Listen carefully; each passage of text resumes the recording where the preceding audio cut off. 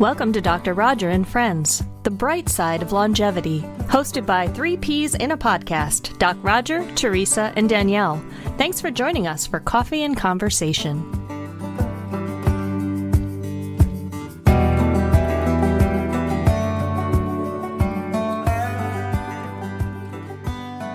Well, welcome everybody with my 2 colleagues, Danielle and Teresa. How are you ladies today? Good. Good. We want to thank everybody for joining. It's not fun if you have a party and no one shows up, you know. And speaking of parties, today we want to talk about this season and that perhaps the less than joyful part of the season that many people are experiencing. I think it's always the case that there are some who this is a period of sadness, loss.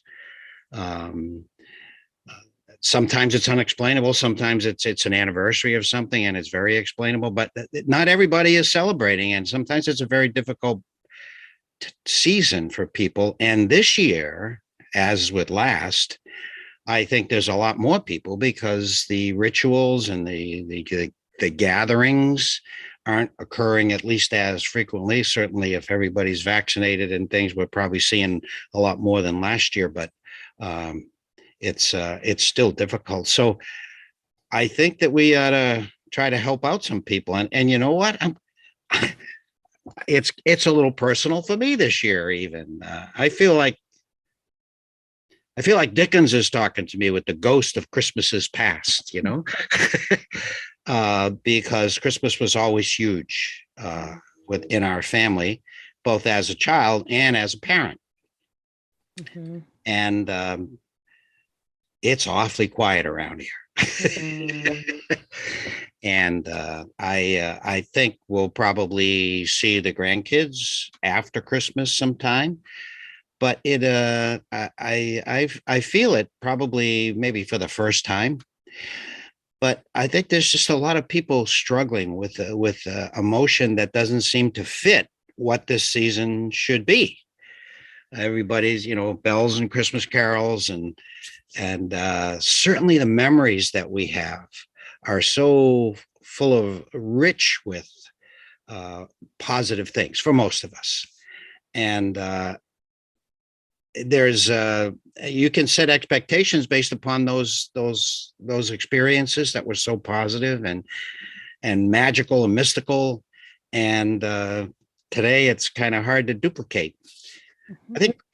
I don't know, maybe because Christmas is mostly about kids, and if there aren't any little kids around or something, if there's something lacking, but that's not the case with everybody. But so that's what that's what we should talk about today. I know you two have lots to add to this, and I really want to help people out because this is a tough time. But before I do, I want to take note that Danielle is now a certified nationally certified health and wellness coach. Congratulations, Yay. Danielle. Thank you very much.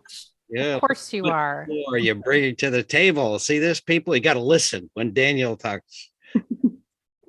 Well, Thank you, Roger. I greatly appreciate that. Well, we appreciate that you took all the time to do that.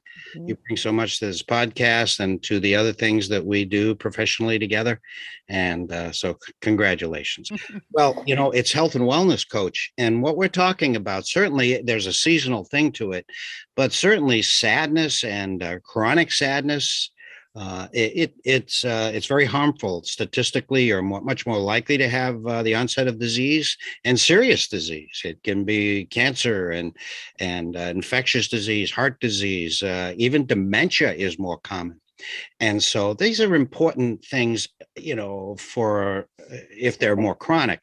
But we'll stick to seasonal here and try to get people through this next 6-8 weeks or so. So Danielle, what do you got to say about all this as the nationally certified health and wellness coach? Well, first of all, everything you've said applies to the season, that isolation and loneliness raises our risk of mortality up to 26%. because it's linked to depression, anxiety, heart disease, stroke, arthritis, diabetes, all the biggies. But I wanted to back up, first of all, Roger, and acknowledge what you said about growing up with that mystical experience, having children and grandchildren, and how it's quiet in the house and it feels different. My experience is a little unique in that, for those who know me, my upbringing was a bit different. We didn't have the connection with most of the holidays that most people celebrate. So for me now, as an adult celebrating Christmas with people, I don't have those memories and I don't have that deep connection that people have. So I think I'm in a unique position today as we talk about it, how to feel connection when you're on the outside. So there was a quote that I read the other day. Robin Williams did not create the quote. He took it from the movie World's Greatest Dad, but I think it applies. He said, I used to think that the worst thing in life was to end up alone. It's not. The worst thing is to end up with people who make you feel alone.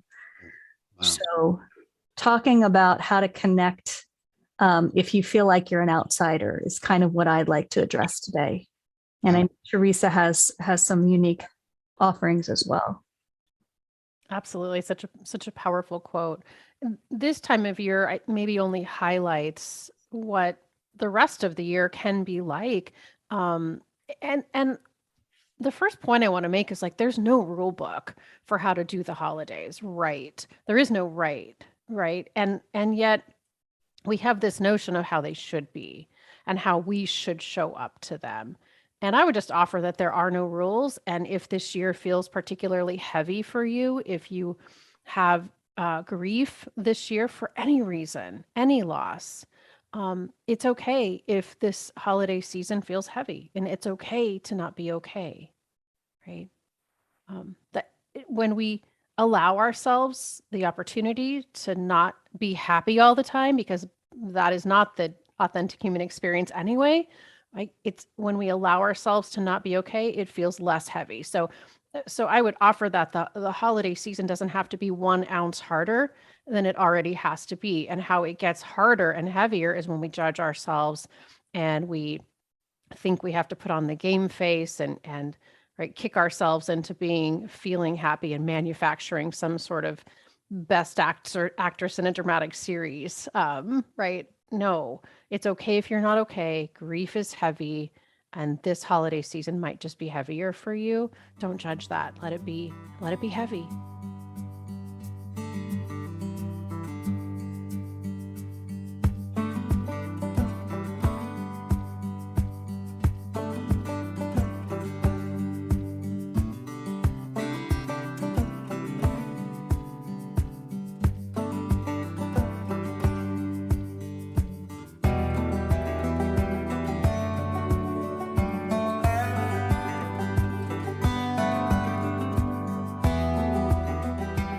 Masterpiece provides communities with personalized content that keeps residents engaged and focused on their unique pathway to healthy longevity, no matter the circumstance or external influence.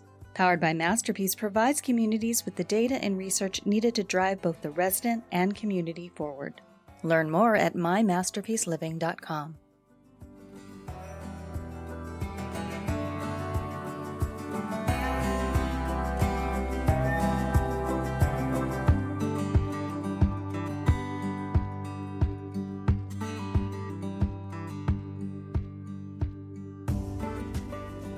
Well, as you always tell us, emotions are the product of our thoughts. And so if we're feeling sad, it's because we're having those thoughts of past times, and that's all very nice. But when those thoughts get out of hand, like, I'm a loser, I'm on the margins of society, I'm never going to be happy again, things are never going to be the way they were, and all of that sort of stuff that compounds and even extrapolates the emotions that you're feeling.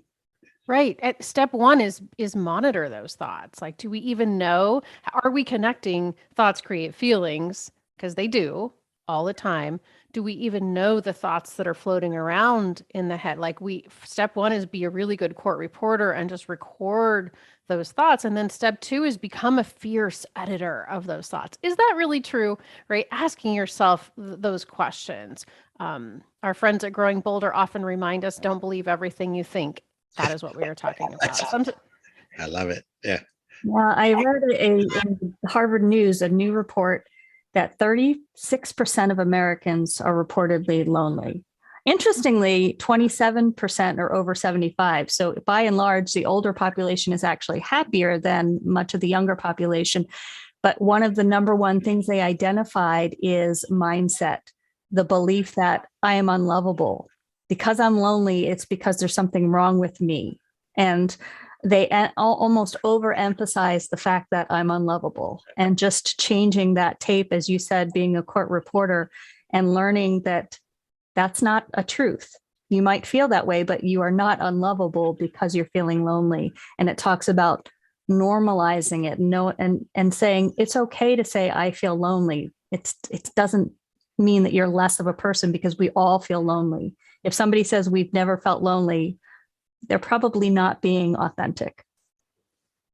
So we have to think about how do we manage this? So, to me, what I've been doing more so is to monitor my thoughts, make sure they don't get out of hand, and start to say, okay, life is cyclical.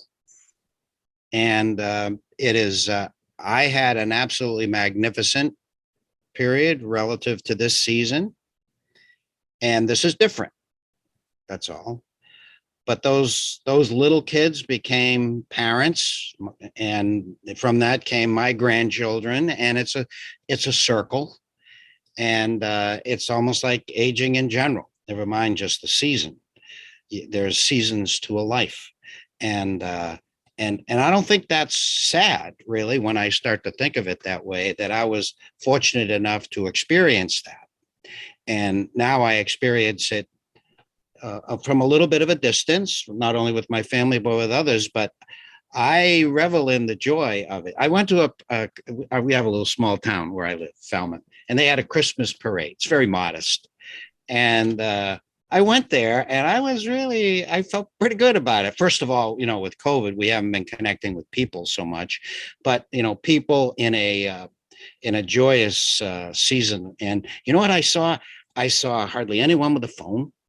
They were all looking at the parade, and they were talking to each other, and that's a whole nother thing.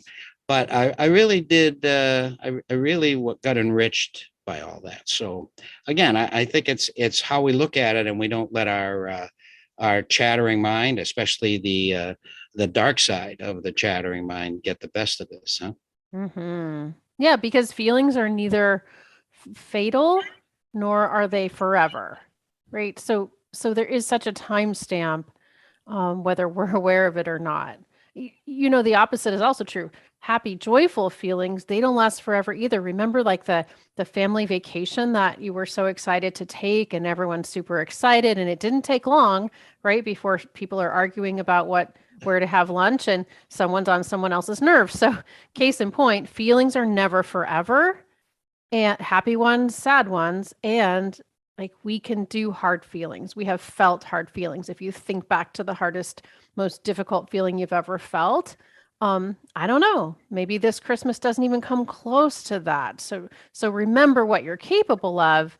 Feelings are not fatal. They won't hurt us. They are indeed temporary.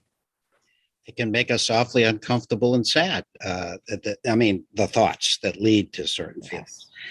So, all right. So I'm at a point, unless you have something else, Danielle, to start talking about what we might recommend. We've already recommended some things, but what other things? So I'm thinking, well, let's go back to Dickens. Okay, A Christmas Carol. There was there's the Ghost of Christmas's Past, which is all rainbows and unicorns and fruitcake and pound cake and Christmas trees. And then there was what he had made of his life, which was a mess and was thoughtless and greedy and everything. And then there was the the thought of Christmas, the ghost of Christmas is present, where people are suffering, and then there was the ghost of Christmas's future, in the immediate future. And what did he do, Scrooge? He did some acts of kindness, So what's the season about? It is about kindness, peace, compassion, empathy, solidarity. And when he started to feel those things, that's really all it took. He was still living alone, and he was invited to dinner or something, but I think it's about getting in sync with the season. What do you think? Absolutely.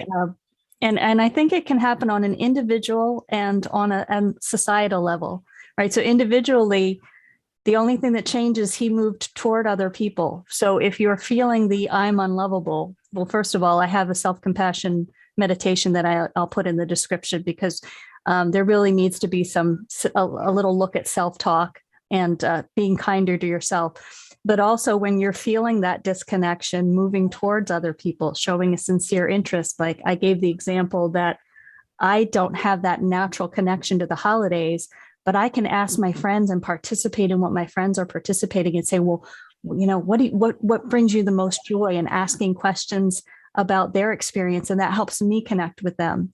And I think on an individual level, if you are feeling lonely, look for ways to deepen connections with people that may be just casual friends, and ask your existing friends, hey, I'm looking to widen my social circle. Can you introduce me to somebody, or let's have an event, bring a friend we haven't met yet.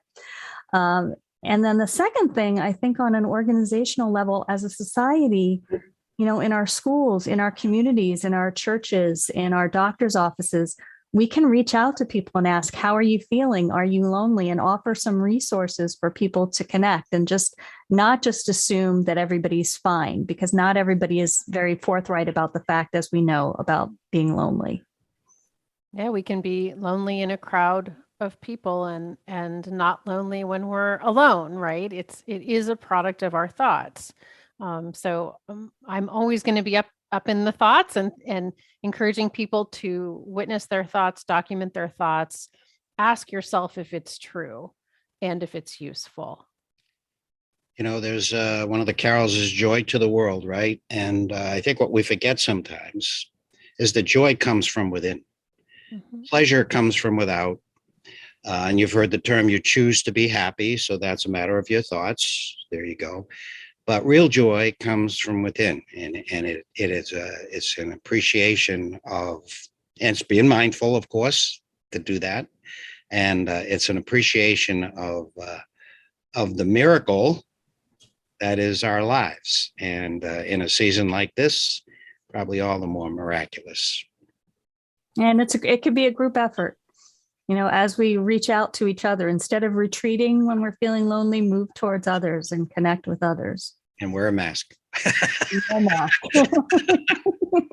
Christmas mask, maybe, that does complicate things, but it doesn't, it is an impenetrable barrier. And so it's about others, right? I think so. Well, I hope we helped. I certainly, that was our goal today, and I wish both of you a very happy holiday season. And we're gonna do a few more podcasts before the beginning of the year, but I'll take this opportunity to say what a pleasure working with you both this year, and the many years before, and you have enriched my life. Thank you. That feeling is mutual. Yeah. Happy holidays, Roger and Teresa. You've been listening to Dr. Roger and Friends, The Bright Side of Longevity. If you like the show, please rate and review, and be sure to click to follow.